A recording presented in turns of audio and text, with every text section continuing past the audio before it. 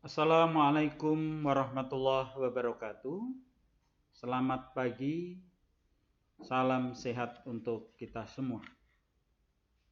Selamat mengikuti pembelajaran PPKN bagi siswa kelas 11. Untuk seluruh siswa kelas 11 yang belum bisa bergabung dalam kesempatan daring pembelajaran jarak jauh melalui online pagi ini, mudah-mudahan dapat segera bergabung agar kita dapat belajar bersama-sama, kembali belajar bersama-sama walau lewat online.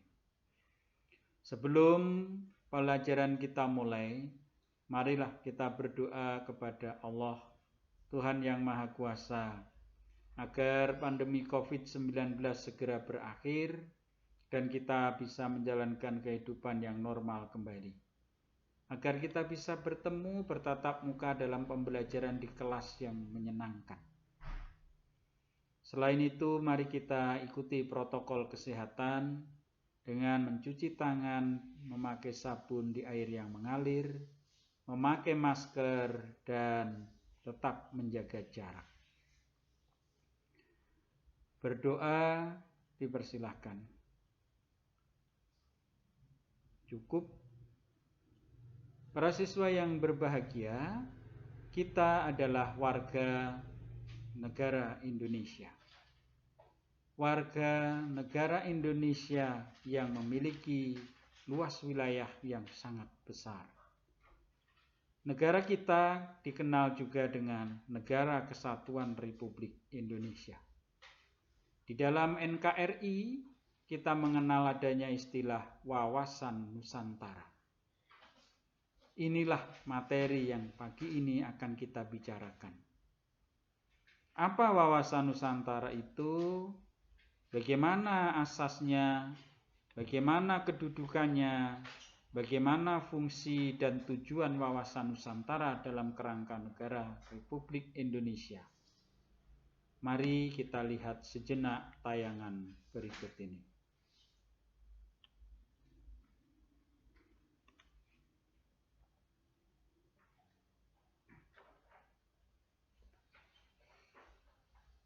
Kita tunggu sejenak tayangan yang akan kita tampilkan.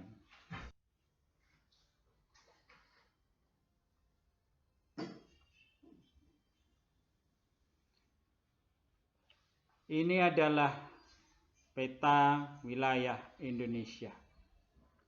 Dari Sabang sampai Merauke berjajar pulau-pulau yang merupakan satu rangkaian, satu untaian pulau-pulau yang tergabung dalam Negara Kesatuan Republik Indonesia. Masing-masing pulau dihubungkan oleh laut-laut yang berada di antara pulau-pulau tersebut. Oleh karena itu, laut-laut yang memisahkan, yang berada di antara pulau-pulau ini adalah penghubung, penyambung antara pulau yang satu dengan pulau yang lain. Laut ini tidak boleh lepas, tidak boleh menjadi penghalang satu pulau dengan pulau yang lain, melainkan justru harus menjadi penyambung satu pulau dengan pulau yang lain. Di wilayah negara Indonesia terdapat banyak suku bangsa, banyak budaya, banyak adat istiadat, banyak kearifan lokal yang dapat kita temui di seluruh wilayah negara. Bahkan juga banyak kita temukan keanekaragaman agama. Ada Islam, Kristen Protestan, Kristen Katolik, Hindu, Buddha, dan Konghucu. Perbedaan-perbedaan itu harus tetap mampu merajut menjadi satu kesatuan, yaitu Negara Kesatuan Republik Indonesia.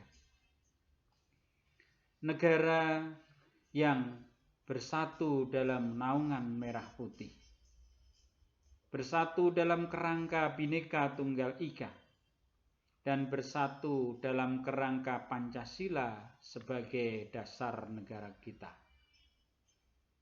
Itulah negara kesatuan Republik Indonesia, negara kita tercinta. Lalu bagaimana wawasan Nusantara? Melihat tayangan tadi, wawasan Nusantara adalah cara pandang tentang diri dan lingkungan bangsa Indonesia sebagai satu kesatuan yang utuh dan tidak terpisahkan. WANUS memiliki asas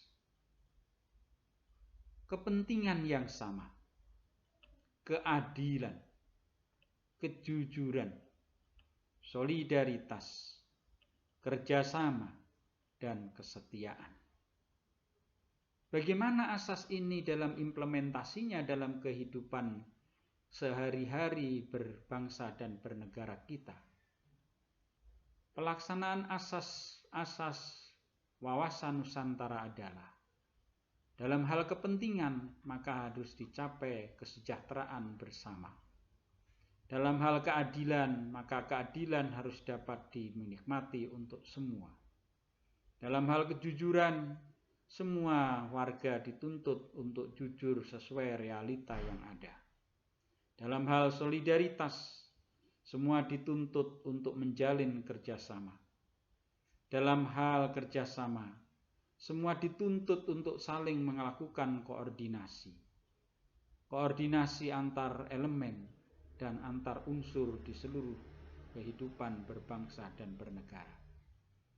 Di dalam hal kesetiaan, maka semua yang kita lakukan ini muaranya adalah kesetiaan kepada Negara Kesatuan Republik Indonesia, NKRI.